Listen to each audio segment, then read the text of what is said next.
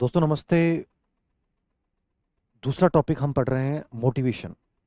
अब इस टॉपिक में भी आपको वही रणनीति अपनानी है। वही चीज है, ये कोर्स मैंने जैसा बता दिया उन बच्चों के लिए है जो लास्ट टाइम में सिर्फ वही पढ़ना चाहते हैं जो एग्जाम में पूछा जाता है, या शॉर्ट एंड स्वीट, मतलब कि सर मुझे छान के बता दो। तो ये उन्हीं के बच्चों के लिए है, तो मैं वही चीजें बताऊंगा इसमें।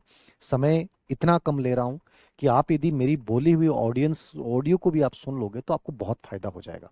बाकी पीवाईक्यू के लिए हमारी जो टेस्ट सीरीज है आपको इसको मिल जाएंगे, उसमें जितने भी प्रश्न पत्र बन सकते हैं, क्वेश्चंस बन सकते हैं, वो देख लीजिएगा। कंप्लीट लेटेस्ट पैटर्न है, क्या क्या प्रश्न पूछ सकता है, मोटिवेशन टॉपिक है। अब मोटिवेशन पे पहला प्रश्न ये बनता है क्योंकि पहले भी पूछा जा चुका है। मोटिवेशन शब्द की उत्पत्ति लैटिन भाषा के मोटम मोवीर से हुई है। तो मोटम वर्ड याद रखना, जिसका मतलब होता है टू मूव, यानी गति करना। जो कारक हमारे जीवन में गति प्रदान करता है मोटिवेशन है। अभिप्रेरणा को अधिगम का आधार व सर्वश्रेष्ठ राजमार्ग कहा जाता है। सर्वश्रेष्ठ राजमार्ग किसने कहा था, तो ये याद रखना स्किनर ने कहा था, इंपॉर्टेंट है। परिभाषा केवल और केवल मेरे अकॉर्डिंग लास्ट टाइम में है, तो आप केवल कोटर गुड पढ़ के जाइए, यही पूछी जाती है, बाकी डेफिनेशन नहीं आती। कोटर गुड कहता है किसी क्रिया को आरंभ करने, जारी रखने और नियमित करने की प्रक्रिया मोटिवेशन कहलाती है, तो ये डेफिनेशन याद रखना। क्रेजफील्ड अभिप्रेरणा हमारे, ये छोड़ देना, आपसे लास्ट टाइम में यदि आपने पहले नहीं पढ़ा है तो छोड़ देना। बाकी आप लास्ट टाइम में पढ़ रहे हो तो केवल गुड पढ़ के जाएंगे। मैकडोनाल्ड ये आई हुई है आरपीसी में, लेकिन लास्ट टाइम में पढ़ रहे हो तो छोड़ सकते हैं। अभिप्रेरणा व्यक्ति में होने वाला शक्ति परिवर्तन है। करो एंड करुणा अभिप्रेरणा का संबंध सीखने में रुचि उत्पन्न करने से है, ये भी कोई टाइम आई हुई है। गिलफोर्ड अभिप्रेरणा विशेष कारक दशा, छोड़ दो। ब्लेड जॉन सिम्पसन अभिप्रेरणा एक प्रक्रिया, ये एक्स्ट्रा टाइम के लिए है तो इनको छोड़ दें आप। लावेल ये भी छोड़ दें। अभिप्रेरणा एक मनोवैज्ञानिक प्रक्रिया जो आवश्यकता से उत्पन्न होती है। अभिप्रेरणा की प्रकृति या विशेषता, यहां से एक प्रश्न पूछा गया है लगभग, मतलब अब तक 8-10 प्रश्न आए हैं और प्रश्न ये पूछेगा अभिप्रेरणा के बारे में कौन सा कथन सत्य है, कौन सा कथन सत्य नहीं है। पहली बिंदु, अभिप्रेरणा एक आंतरिक प्रक्रिया है जो आवश्यकता से प्रारंभ होती है। दोनों लाइन एग्जाम में आई, इंटरनल प्रोसेस है। और किससे प्रारंभ होगी, नीड के बिना अभिप्रेरणा प्रारंभ नहीं होती है। अभिप्रेरणा मनोशारीरिक प्रक्रिया है, मन और शरीर दोनों शामिल होते हैं, याद रखना। अभिप्रेरणा लक्ष्य के रुचि व ध्यान से संबंधित प्रक्रिया है। अभिप्रेरणा जिसमें होगी उसका इंटरेस्ट अपने आप क्रिएट हो जाएगा। अभिप्रेरणा जिसमें मोटिवेटर होगा तो ध्यान अपने आप देगा। अभिप्रेरणा लक्ष्य केंद्रित प्रक्रिया है। जब मोटिवेट होते हो ना तो आप लक्ष्य के अलावा चीजों पे सोचते नहीं हो। अभिप्रेरणा सिक्वेंशियल और सिलेक्टिव प्रक्रिया, कर्मिक और चयनात्मक प्रक्रिया है। कर्मिक चयनात्मक प्रक्रिया का मतलब क्या हो गया, बिना सीक्वेंस के कोई चीजें नहीं करोगे आप। मुझे ग्रेड थर्ड पढ़ना है, चलो मैं कुछ भी नहीं पढ़ पाया तो अभी भी सीक्वेंस फॉलो करोगे कि सर क्या करें, लास्ट टाइम में क्या पढ़ें। तो आपने हर सब्जेक्ट का सिलेबस देखा, फिर देखा साइकोलॉजी में और परिदृश्य का लगभग 22% 20% आएंगे। तो मैं क्या करूं सर का, लास्ट टाइम में क्रैश कोर्स ले लेता हूं, या ये कित नोट्स हैं इनमें से इंपॉर्टेंट चीजें पढ़ लेता हूं। सीक्वेंसिंग प्रक्रिया लास्ट टाइम में पढ़ रहे हो तो, वरना आप पूरा टाइप परिदृश्य की मैंने पीवाईक्यू निकाली, करंट की मैंने लास्ट स्पेशली 3-4 महीने ढंग से पढ़ ली, तो ये सीक्वेंसिंग प्रक्रिया है। आप यूं ही उठा के कोई वीडियो देखने लग गए, इसका मतलब यूट्यूब पे घूम रहे हो तो कोई मतलब नहीं। आप एक सीक्वेंस के अकॉर्डिंग करोगे, ऐसा नहीं कि हर कुछ पढ़ रहे हो। तो कर्मिक और चयनात्मक वही पढ़ोगे जो एग्जाम में आएगा, मतलब सेलेक्टिव, हर कुछ नहीं पढ़ना। अभिप्रेरणा साध्य ना होकर साधन है। साध्य आपका जीवन लक्ष्य है, अभिप्रेरणा उसको प्राप्त करने का एक छोटा सा रास्ता है। अभिप्रेरणा की गति प्रत्येक व्यक्ति में अलग अलग होती है, मतलब अभिप्रेरणा व्यक्तिगत होती है, सब में मोटिवेशन अलग अलग होता है, ये सब याद रखना है। अभिप्रेरणा एक प्रक्रिया है जिसमें व्यक्ति अधिक ऊर्जित, अधिक क्रियाशील और अधिक उत्तेजित महसूस करता है। ये लाइन पिछली बार आई थी एग्जाम्पल के साथ, कि उदाहरण दिया था, एक रीना नाम की बालिका है जो अधिक ऊर्जित महसूस करती है, अधिक उत्तेजित महसूस करती है। तो ये क्या है, ये मोटिवेशन है। एनर्जी लेवल आपका बढ़ जाएगा, एक्साइटमेंट आपका बढ़ जाएगा, आप एक्टिव फील करोगे, ये मोटिवेशन के लक्षण है। तो ये विशेषताएं होगी, याद रखना। फिर आता है विप्रेरणा के प्रकार। प्रकार पे देखो एग्जाम्पल आएगा, लेकिन समझना इसको। इंटरनल मोटिवेशन और एक्सटर्नल मोटिवेशन, आंतरिक और बाह्य प्रेरणा। आंतरिक में सिंपल सी बात याद रखनी है, जब मैं किसी क्रिया कार्य को अपनी इच्छा से करता हूं, जिसको करने से मुझे आनंद आता है, तो आनंद शब्द को पकड़ लो आप। खुशी और आनंद जो है वो इंटरनल मोटिवेशन है, समझ गए। जितनी भी आपकी जन्मजात आवश्यकताएं वो इंटरनल मोटिवेशन है, भूख प्यास काम नींद मलमूत्र त्याग, समझ गए। आत्मसम्मान, आपका उपलब्धि प्रेरक, निपुणता मास्टरी, ये सब आपके इंटरनल मोटिवेशन में आता है। तो आंतरिक प्रेरणा क्या है, किसी क्रिया कार्य को जब हम स्वयं की इच्छा से करते हैं, जिसको करने से हमें सुख संतोष या आनंद की प्राप्ति होती है, वो इंटरनल मोटिवेशन। तो आनंद जहां भी आएगा ना, सुख जहां भी आएगा, वो इंटरनल मोटिवेशन करना। और इसका मतलब इतना सा, मैं अपनी इच्छा से कर रहा हूं, किसी के दबाव से नहीं कर रहा हूं, इंटरनल है। उदाहरण पूछेगा, कोई भी एग्जाम्पल बना देगा, बहुत सारे एग्जाम्पल आए पिछली बार। एक मूवी है, उसको देखने के लिए बच्ची इंतजार नहीं करना चाहती, इंटरनल मोटिवेशन है। जहां मेरी इच्छा से हो रहा वो इंटरनल है। तो इसमें वर्ड याद रखना आप, भूख, प्यास, काम, नींद, मलमूत्र त्याग, ये सब इंटरनल मोटिवेशन, जो जन्मजात आवश्यकताएं होती है इंटरनल मोटिवेशन होती है। सफलता की इच्छा, मैं पढ़ना चाहता हूं, तो इंटरनल मोटिवेशन है। आराम, थक गए, प्रेम, उपलब्धि, आवश्यकता, नीड, एटीट्यूड, इसको भी इसमें आएगा। लक्ष्य, मम्मी का बच्चे के प्रति प्रेम, खेलना, आकांक्षा, चिंता, रिलेशनशिप, रुचि, और एक वर्ड लिख लेना, निपुणता। निपुणता मतलब मास्टरी स्थापित करना चाहता हूं मैं, तो निपुणता भी इंटरनल मोटिवेशन में आता है। बाह्य विप्रेरणा क्या होती है?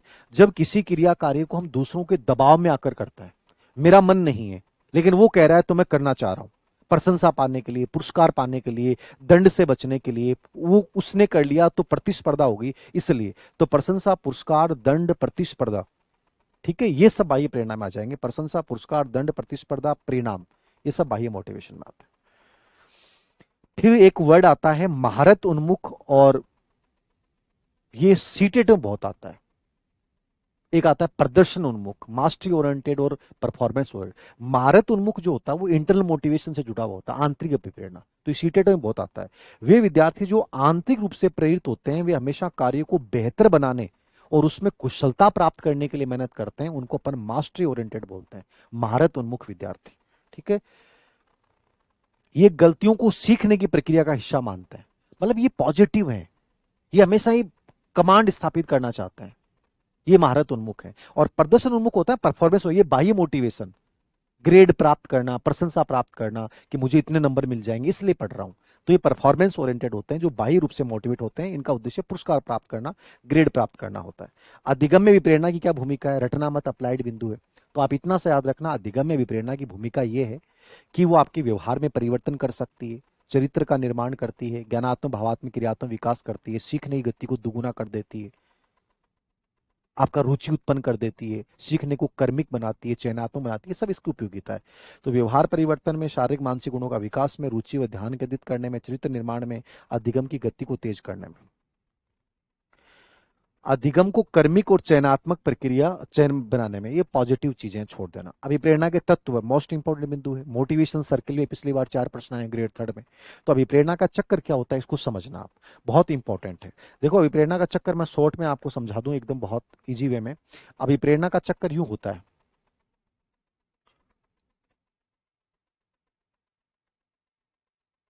अभिप्रेरणा का चक्कर क्या होता है इसको यूं समझ लीजिए, ये मोटिवेशन सर्किल है सर, ठीक है। और इसमें सबसे पहले होती है आवश्यकता, नीड, आवश्यकता से पैदा होता है ड्राइव, ड्राइव से पैदा होता है तनाव, तनाव से उत्पन्न होती है इंसेंटिव यानी उद्दीपन, लास्ट में होता है लक्ष्य की प्राप्ति और संतुष्टि। अब ये वर्ड याद रखने हैं आपको, आवश्यकता सबसे पहले आएगा, भोजन, पानी, काम, नींद, मलमूत्र त्याग हमारी आवश्यकता है। चालक क्या होता है? जो क्रिया करने की इच्छा पैदा करता है, जो आपको गतिमान बना देता है। जैसे भोजन आवश्यकता है, भूख चालक हो गया, पानी आवश्यकता है, प्यास चालक हो गया, उससे तनाव पैदा होता है, आप दौड़ते हो, भागते हो प्राप्त करने के लिए। जैसे नौकरी तुम्हारी आवश्यकता है, ठीक है, तो नौकरी आवश्यकता, तो नौकरी को पाने के लिए जो तुम मेहनत कर रहे हो तुम्हारे अंदर चालक कर रहा है, ठीक है। फिर तनाव पैदा होता है, जैसे आपको नौकरी मिल गई तो इसको बोलेंगे इंसेंटिव, जैसे भोजन मिल गया तो इंसेंटिव, आप संतुष्ट हो गए, यानी यहां लक्ष्य की प्राप्ति हो गई, तुम संतुष्ट हो गए, फिर ये दोबारा चलता रहेगा। इसको अभिप्रेरणा चक्र बोलते हैं। तो इसके 3 तत्व स्पेशली याद रखना, आवश्यकता, चालक और उद्दीपन, और लास्ट का होता है लक्ष्य प्राप्ति व संतुष्टि।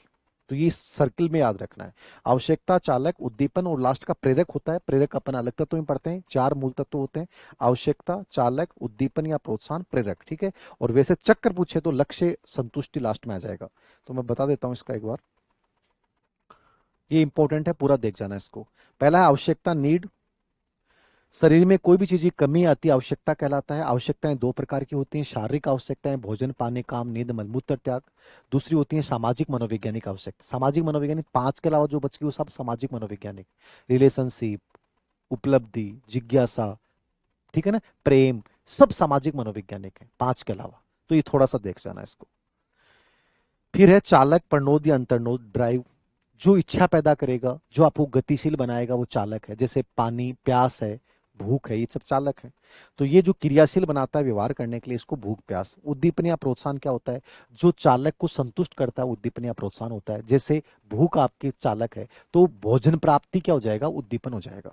तो ये 2 प्रकार का होता है, पॉजिटिव हो सकता है, नेगेटिव भी हो सकता है, नहीं पूछेगा, बट इतना याद रखना, उद्दीपन चालक के बाद आता है और ये चालक को संतुष्ट करता है। जैसे भूख चालक के लिए भोजन उद्दीपन होगा या प्रोत्साहन होगा। अभिप्रेरणा चक्र क्या है, तो ये सर्किल मैंने बना रखा है। आवश्यकता सबसे पहले होता है, फिर चालक, फिर अभिप्रेरित व्यवहार यानी मोटिवेटेड व्यवहार, फिर प्रोत्साहन इंसेंटिव, फिर लक्ष्य प्राप्ति, या लक्ष्य प्राप्ति नहीं हो तो ओब्लिक में लेगा संतुष्टि सेटिस्फेक्शन। तो लक्ष्य प्राप्ति या संतुष्टि वर्ड लिख लेना यहाँ पे। फिर है प्रेरक। प्रेरक कौन होता है? प्रेरक की परिभाषा मैकडूगल छोड़ देना। प्रेरक वे शारीरिक मनोवैज्ञानिक दशाएं जो कार्य करने के लिए प्रेरित करते हैं, छोड़ दो। गेट्समैन ने ये प्रश्न कोई टाइम में सेकंड ग्रेड में आया हुआ है। प्रेरक प्राणी के भीतर की वे शारीरिक और मनोवैज्ञानिक दशाएं जो निश्चित विधियों के अनुसार कार्य करने के लिए प्रेरित करती हैं, छोड़ सकते हैं, इस समय पढ़ने की जरूरत नहीं। फिर है प्रेरक की का वर्गीकरण, ये याद रखना, आप बाकी छोड़ दो। प्रेरक का वर्गीकरण 3 लोगों ने किया है, थॉमसन ने, मेस्लो ने और गेरिट ने, जिसमें मेस्लो मोस्ट इंपॉर्टेंट है। थॉमसन के अनुसार 2 प्रेरकों का वर्गीकरण है, स्वाभाविक प्रेरक और कृत्रिम प्रेरक। स्वाभाविक का मतलब होता है जो स्वभाव में पाए जाते हैं, जैसे सुझाव देना, कोई भी सुझाव दे देते हो आप, सहानुभूति सिंपैथी, प्रेम, सानु, खेल, ये सब आपके क्या है, स्वाभाविक प्रेरक है। कृत्रिम प्रेरक मतलब बाहर से मिलते हैं, प्रशंसा, पुरस्कार, दंड, सहयोग, ये सब क्या होते हैं, कृत्रिम होते हैं, याद रखना। तो स्वाभाविक क्या और कृत्रिम क्या, दोनों याद रखना। गेरिट के अनुसार वर्गीकरण, ये भी इतना इंपॉर्टेंट नहीं है लेकिन नाम याद रख के जाना। गेरिट ने 3 प्रकार के प्रेरक बताए, जैविक प्रेरक जो जन्मजात होते हैं, भूख प्यास काम नींद मलमूत्र त्याग। मनोवैज्ञानिक प्रेरक, प्रेम जिज्ञासा सुख दुख क्रोध और भय, ये मनोवैज्ञानिक प्रेरक साइकोलॉजिकल प्रेरक है, जो मनोविज्ञान संवेग से जुड़े होते हैं। और तीसरा होता है सामाजिक प्रेरक। सामाजिक प्रेरक का मतलब होता है जिसमें आत्म गौरव, आत्म प्रतिष्ठा, सामूहिकता, संग्रह की प्रवृत्ति, रचनात्मकता। तो जिसमें आत्म गौरव एग्जाम में आया हुआ है, आत्म प्रतिष्ठा एग्जाम में आया हुआ है, आत्म सम्मान एग्जाम में आया हुआ है, तो ये सामाजिक प्रेरक होते हैं, आत्म गौरव, आत्म प्रतिष्ठा, आत्म सम्मान। और मनोवैज्ञानिक हमेशा संवेग से जुड़े हुए होते हैं, तो थोड़ा सा वर्गीकरण देख लेना। मेस्लो के अनुसार प्रेरकों का वर्गीकरण ये मोस्ट इंपॉर्टेंट है। इन्होंने 2 प्रकार का वर्गीकरण किया, जन्मजात और अर्जित। जन्मजात में 5 आते हैं, भूख प्यास काम नींद मलमूत्र त्याग, और अर्जित में भी 5 आते हैं। अर्जित का जो उपलब्धि प्रेरक है वो थोड़ा डिटेल से पढ़ के जाना है। जन्मजात में देख लो, पहला है भूख प्रेरक। इसका अध्ययन केनन और वासबर्न ने किया है। ऐसे अभी तक अध्ययन सेवा चयन बोर्ड में इतने प्रश्न नहीं आए कि इसका अध्ययन किसने किया, तो छोड़ दें। भूख कब लगती है, जब मांसपेशियों में संकुचन होता है, चीनी की मात्रा में कमी होती है, तो ये हल्का सा देखो तो देख लेना, वरना छोड़ देना, नाम जरूर देख जाना। दूसरा है प्यास प्रेरक, इसका अध्ययन भी केनन ने किया, ये नहीं पूछेगा किसने किया, आप तो प्यास नाम देखो कि जन्मजात प्रेरक है। काम का अध्ययन फ्राइड ने किया, भी जन्मजात प्रेरक है। नींद का अध्ययन क्लिटमैन ने किया है। 2 प्रकार की नींद होती है, तेज गति, ये नहीं पढ़ना आपको, इतना डिटेल नहीं आएगा। मलमूत्र त्याग प्रेरक का अध्ययन फ्राइड ने किया। ये 5 प्रेरक जन्मजात होते हैं, इनके नाम नाम देख लेना, मेश्रो ने बताया। अर्जित प्रेरक, अर्जित में पहला है अनुमोदन। अनुमोदन का मतलब होता है अप्रूवल, मतलब मेरे मन में इच्छा होती है कोई मेरी प्रशंसा करे, मुझे पुरस्कार दे। इसका अध्ययन किया है क्राउनी और मार्लो ने, ठीक है। दूसरा है संबंध प्रेरक, ये भी अर्जित है, बस नाम नाम देख लेना, ये आगे वाले चेन याद नहीं हो छोड़ देना, नहीं पूछेगा, अभी तक नहीं पूछा है। संबंध का अध्ययन कारपेंटर स्किक्टर ने किया। रिलेशनशिप प्रेरक कौन से बच्चों में ज्यादा पाया जाता है, एकल परिवार में, सामूहिक परिवारों में, 13 से 15 वर्ष में सबसे अधिक एक्टिव होता है, तो हल्का सा नाम नाम देख लेना बस। शक्ति प्रेरक एडलर ने अध्ययन किया था, क्रिस्टी ग्रिश ने अध्ययन किया था, नाम देखो, ये अध्ययन वाला मत छोड़ देना। आक्रामकता का अध्ययन डोलार्ड मिलर ने किया है। उपलब्धि प्रेरक थोड़ा डिटेल से पढ़ के जाना, क्योंकि ये मोस्ट इंपॉर्टेंट प्रेरक होता है और इस पे प्रश्न बहुत आता है, चाहे वो कोई भी ग्रेड की आप तैयारी कर रहे हो। उपलब्धि का मतलब होता है कि कितनी भी कठिन परिस्थिति हो फिर भी मेरे अंदर सफलता प्राप्त करने की गजब की इच्छा है, मैं अपनी गलतियों के लिए अपने आप को जिम्मेदार ठहराता हूं, मैं वो कार्य करना पसंद करूंगा जहां सफलता की संभावना ज्यादा हो। ये हमेशा चुनौतीपूर्ण कार्य करना पसंद करते हैं। प्रतिबद्धता होती है, नियमितता होती है, प्रतिस्पर्धा का भाव होता है, ये अचीवमेंट मोटिवेशन होता है। तो ये थोड़ा सा देख लेना। मैककिलेंड एटकिंसन अध्ययन क्या इंपॉर्टेंट है, चुनौतीपूर्ण और प्रतिकूल परिस्थितियों में श्रेष्ठता का भाव रखना, ये इनकी अर्थ है। विशेषताएं, इनमें श्रेष्ठता का भाव होता है, मतलब हमेशा बेटर करना। आकांक्षा का स्तर ऊंचा है और आगे बढ़ना है। निरंतरता, कंटिन्यूटी। मध्यम जोखिम, रिस्क कौन सा लेंगे, मीडियम, जहां सफलता की संभावनाएं ठीक ठाक हो। ऐसे नहीं है मुंह उठा लिया और मैं तो बिजनेस खड़ा कर दूंगा, औकात ही नहीं है, ऐसा नहीं भाई, जो छोटी चीजें से स्टार्ट करूंगा। मध्यम रिस्क लेंगे। साधारण कठिनाई करने वाले, जिनमें सफलता की संभावना ज्यादा हो, तो साधारण कठिनाई वाले कार्य लेंगे। तुलनात्मक व प्रतिस्पर्धा वाले कार्य करेंगे, कंपैरिजन जहां होती है। कार्य उन्मुख, टास्क ओरिएंटेड रहते हैं, जो कार्य करना उसको बहुत बेहतरीन तरीके से करना है। अपनी असफलताओं के लिए स्वयं को जिम्मेदार मानेंगे, ऐसा नहीं कि दूसरों पे डाल दिया, देसिंग सर ने अच्छा नहीं पढ़ाया, कोचिंग वालों ने अच्छा नहीं पढ़ाया, नहीं, अपने आप को जिम्मेदार मानेंगे। डेविड आसुबेल के अनुसार उपलब्धि प्रेरक के कारक, ये प्रश्न भी आया हुआ है तो देख लेना। आसुबेल ने अचीवमेंट मोटिवेशन के कारक कौन से बताए? 3 बताए। संज्ञानात्मक आग्रह, कोग्निटिव अर्ज, मतलब इनमें मानसिक क्रियाओं के प्रति तत्परता पाई जाती है। आत्मसंवर्धन, सेल्फ इंप्रूवमेंट, हमेशा अपने आप को बढ़ाना, अपने अंदर सुधार करना, कमियों पे काम करना।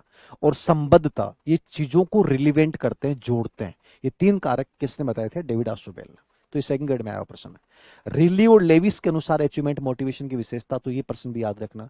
रिली लेविस कहते हैं किसी कार्य को अपने से करने, मतलब अपने मन से करते हैं, अच्छे से करने, अपने से करने, अच्छे से करने और उसमें विशिष्टता दिखाना, ये अचीवमेंट मोटिवेशन की विशेषता। 3 विशेषताएं बताई इन्होंने, अपने से करने, अच्छे से करने और उसमें स्पेशलाइजेशन, मतलब विशिष्टता दिखाने की इच्छा क्या होती है? अचीवमेंट मोटिवेशन होता है। उपलब्धि प्रेरक, ये तो अर्थ सब याद रखना। उपलब्धि प्रेरक के प्रभाव किसका पड़ेगा? तो परिवार का प्रभाव पड़ेगा। अब इसमें याद रखना, परिवार कौन सा का? जहां खुला हो, प्रतिबंध नहीं लगाए। जिस बच्चे पे जितने प्रतिबंध लगाए जाएंगे, कठोर अनुशासन होगा, चाहे विद्यालय हो चाहे परिवार हो, अचीवमेंट मोटिवेशन कम डेवलप होगा। जहां फ्रीडम मिलेगा, परिवार प्रोग्रेसिव होगा, वहां अचीवमेंट मोटिवेशन बढ़ेगा। ऐसे ही विद्यालय का प्रभाव, जहां बच्चा लर्निंग बाय डूइंग करेगा, कोई प्रतिबंध नहीं होंगे, टीचर बच्चे को खुद वो करने देंगे, वहां अचीवमेंट मोटिवेशन बढ़ जाएगा। समाज का प्रभाव, भाग्यवाद, रूढ़िवाद, अंधविश्वास ज्यादा होंगे तो अचीवमेंट मोटिवेशन कमजोर हो जाएगा। उपलब्धि प्रेरक के विकास में टीचर को क्या करना चाहिए? फ्रीडम एनवायरनमेंट देना चाहिए, आत्म मूल्यांकन, आत्म अनुशासन, प्रतिबद्धता वाले कार्य, रिस्पॉन्सिबल वाले कार्य देना सौंपने चाहिए। जिज्ञासा को जागृत करना चाहिए, मोटिवेट करना चाहिए, अच्छे एग्जाम्पल्स देने चाहिए, ठीक है ना। उपलब्धि प्रेरक का मापन टीएटी परीक्षण से करते हैं, छोड़ देना, कोई विशेष नहीं है। मेस्लो ने इसके अलावा रुचि को भी अर्जित प्रेरक कहा है, ये भी लाइन याद रखना। आदत भी अर्जित प्रेरक होता है, आकांक्षा भी अर्जित प्रेरक होता है, और मद व्यसन मतलब नशा करने को भी व्यक्तिगत अर्जित प्रेरक कहा है। मतलब कई बार प्रश्न पूछ लेता है कि रुचि क्या है, तो रुचि को अर्जित किसने माना था? मेस्लो ने। आदत भी अर्जित होता है मेस्लो ने, आकांक्षा और मद व्यसन मतलब नशा करने की प्रवृत्ति, ये सब व्यक्तिगत होते हैं। एक ये भी याद रखना, जॉन पी डिसेको ने अभिप्रेरणा के अंतर्गत किसको शामिल किया? तो जॉन पी डिसेको एक साइकोलॉजिस्ट हुए, उन्होंने 4 तत्वों को माना है। उत्तेजना, एक्साइटमेंट, आकांक्षा, एस्पायरेशन, प्रोत्साहन, इंसेंटिव, दंड, पनिशमेंट को अभिप्रेरणा चक्र का भाग माना है। जॉन पी डिसेको आया हुआ है, देख लेना। अभिप्रेरणा के सिद्धांत, अब सिद्धांत नॉर्मली बाकी एग्जाम्स में कम आते हैं, लेकिन ग्रेड 3 एग्जाम में पिछली बार 2 प्रश्न आए थे मोटिवेशन के सिद्धांत पे। तो नाम और प्रतिपादक तो जरूर देख के जाना, मिलान वाला प्रश्न आता है इस पर लगभग, तो देख लेना। मैंने सब सिद्धांत करवा दिए। पहला है मूल प्रवृत्ति का सिद्धांत, विलियम मैकडूगल ने दिया था, 14 मूल प्रवृत्तियां। आप तो नाम और प्रतिपादक याद रखना।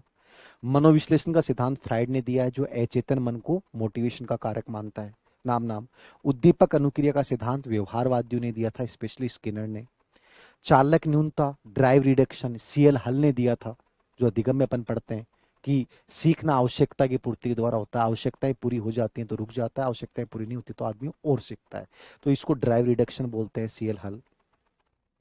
प्रोत्साहन का सिद्धांत, ये वॉल्स और कॉफमैन ने दिया था कि मोटिवेशन मतलब इंसेंटिव मोटिवेट करता है, प्रशंसा, पुरस्कार वगैरह। क्षेत्रीय सिद्धांत कुर्तलेवी ने दिया है, किसने दिया? कुर्तलेवी ने, ठीक है, कि ये सिद्धांत कि व्यक्ति का जो व्यवहार होता है वो पर्यावरण के कारकों का परिणाम होता है। आत्मसिद्धि या स्व यथार्थीकरण, ये मोस्ट इंपॉर्टेंट है, इसको पढ़ के जाना भाई। आत्मसिद्धि या स्व यथार्थीकरण ये मोस्ट इंपॉर्टेंट है, इसको आवश्यकता पदानुक्रम सिद्धांत भी बोलते हैं। ये बहुत महत्वपूर्ण है, इसको पूरा पढ़ के जाना। आत्मसिद्धि, सेल्फ एक्वालाइजेशन बोलते हैं इसको, स्व यथार्थीकरण, आवश्यकता मांग सिद्धांत भी इसको बोलते हैं। ये मेस्लो ने दिया था 1954 में, ठीक है। ये पूरा टेबल समझ के जाना आप। इसने आवश्यकताओं को 5 भागों में डिवाइड किया है, ठीक है, और 5 भागों में डिवाइड किया। उसमें कहा कि सबसे नीचे होती है वो शारीरिक आवश्यकता होती है, और सबसे ऊपर होती है वो आत्मसिद्धि होती है, ये सबसे लास्ट में प्राप्त होती है आपको। जैसे मान लो 35 साल के बाद, आपके 40 साल के बाद विचार आता है कि मुझे जिंदगी में और अच्छा करना है, मुझे आध्यात्मिक बनना है, मुझे तो ये काम करना है, मुझे तो अपने शौक पूरे करना है, मुझे तो संगीत में जाना है। ऐसे जो आध्यात्मिक थॉट्स आ जाते हैं, आत्मसिद्धि होती है जहां आदमी सफल बन चुका है। फिर उसके नीचे आता है सम्मान, यहां व्यक्ति रिस्पेक्ट प्राप्त करना चाहता है कि मेरी वैल्यू हो, यह आत्मसिद्धि से नीचे होता है। फिर आता है सामाजिक प्रेम, यहां आदमी प्रेम करता है, लव करता है। फिर आता है सुरक्षा, बैंक में पैसे जमा करना, जीवन बीमा करना, ये सब आता है। और सबसे नीचे होता है इसके अंतर्गत शारीरिक आवश्यकता। ठीक है, तो ये चक्र याद रखना आप। सबसे नीचे शारीरिक आवश्यकताएं होती हैं, जो निम्न स्तरीय आवश्यकताएं होती हैं। पहली आवश्यकता शारीरिक होंगी, इनको दैहिक आवश्यकताएं बोलते हैं। बच्चा पहले इनकी पूर्ति करता है, भोजन पानी काम नींद। फिर सुरक्षा, मकान बनाएगा, बीमा करवाएगा, पैसे जमा करेगा। फिर प्रेम करेगा, फिर आत्मसम्मान, और लास्ट में आत्मसिद्धि, सेल्फ एक्वालाइजेशन। ये सबसे श्रेष्ठ आवश्यकता होती है। ये ऊपर वाली को इसने बी मोटिवेशन बोला था, बी, बी, बॉय वाला बी। और नीचे वाली चार आवश्यकताओं को इसने डी मोटिवेशन बोला है, मतलब वो नीचे वाली है, निम्नतम है। तो बी मोटिवेशन और डी मोटिवेशन याद रखना। फिर इसके अलावा ये सिद्धांत मोस्ट इंपोर्टेंट था, मेस्लो वाला याद रखना। मांग सिद्धांत हेनरी मूरे ने दिया था। व्यक्तित्व 40 मांगों से मोटिवेट होता है, नाम नाम देख लेना, इतना इंपॉर्टेंट नहीं। एक्स वाई सिद्धांत ये मैग्रे ने दिया था, ठीक है ना। और ये कहता है एक्स का मतलब होता है नेगेटिव, आलसी, निकम्मा, और वाई का मतलब पॉजिटिव। ठीक है, तो मैग्रेगर का विशेषता थी, मैग्रेगर ने दिया था एक्स वाई का सिद्धांत। एक्स का मतलब नकारात्मक, वाई का मतलब पॉजिटिव। द्विघटक सिद्धांत, टू फैक्टर, हजबर्ग ने दिया था, ये भी आरएस में आता है। एक होता है आपका अ, आरोग्य घटक। आरोग्य घटक का मतलब होता है स्वास्थ्य से रिलेवेंट, मतलब पॉजिटिव। और दूसरा होता है अभिप्रेरणात्मक घटक, जो कार्य के संतुष्टि से रिलेवेंट होता है। तो अभिप्रेरणा घटक होता है वो ज्यादा बेटर होता है। आरोग्य घटक होता है वो फिजिकल होता है। तो आप तो इतना ज्यादा द्वि घटक सिद्धांत किसने दिया है? तो हजबर्ग ने दिया है ना।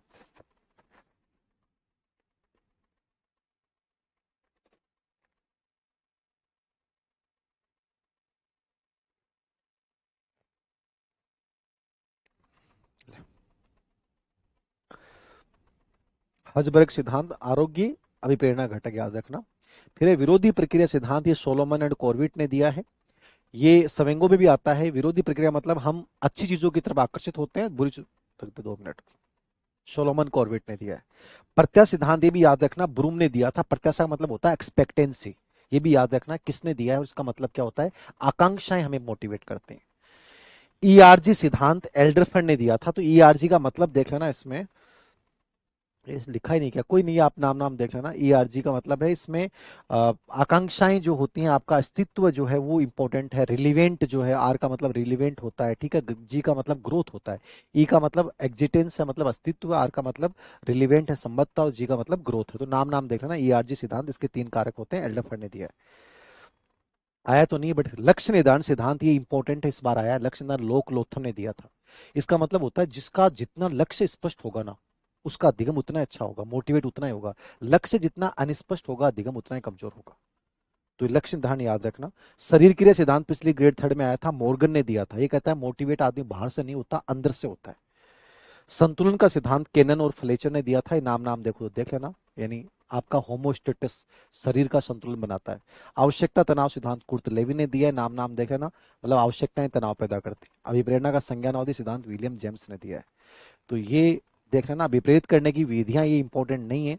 रुचि उत्पन्न करना, जिज्ञासा उत्पन्न करना, प्रशंसा, पुरस्कार, दंड देना, बस इसमें याद रखना। जैसे रुचि उत्पन्न करना पॉजिटिव है, सफलता पॉजिटिव है, प्रतिस्पर्धा नेगेटिव है, प्रशंसा, पुरस्कार, दंड नेगेटिव है, सामूहिक कार्य पॉजिटिव है, नवीनता पॉजिटिव है, आवश्यकता, ज्ञान, लक्ष्य, आदर्श सामने रखना। मतलब कभी भी ऐसा प्रश्न आता है कि बच्चों को मोटिवेट करने के लिए एज ए टीचर आप क्या करेंगे, तो इसमें आपको पॉजिटिव आंसर को प्रमुखता देनी है।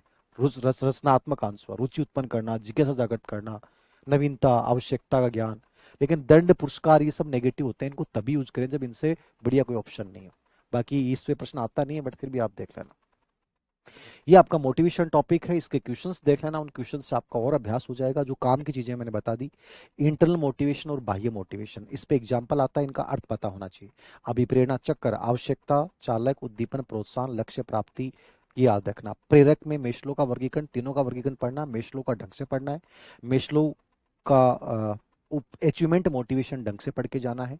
और अभिप्रेरणा के जितने सिद्धांत हैं उनके नाम और प्रतिपादक देख के जाने हैं। उपयोगिता में मैंने बता दिया है, पॉजिटिव आंसर आता है, कोई विशेष नहीं है। परिभाषा गुड की देख के जानी है, ठीक है। और सिद्धांत सब देख लेना जो मैंने बताया इंपॉर्टेंटली, उनको सबको देखना है। और एक उसका मेस्लो वाला सिद्धांत जरूर देखना, आवश्यकता पता न करो। बस इतना पढ़ लेना, बहुत है।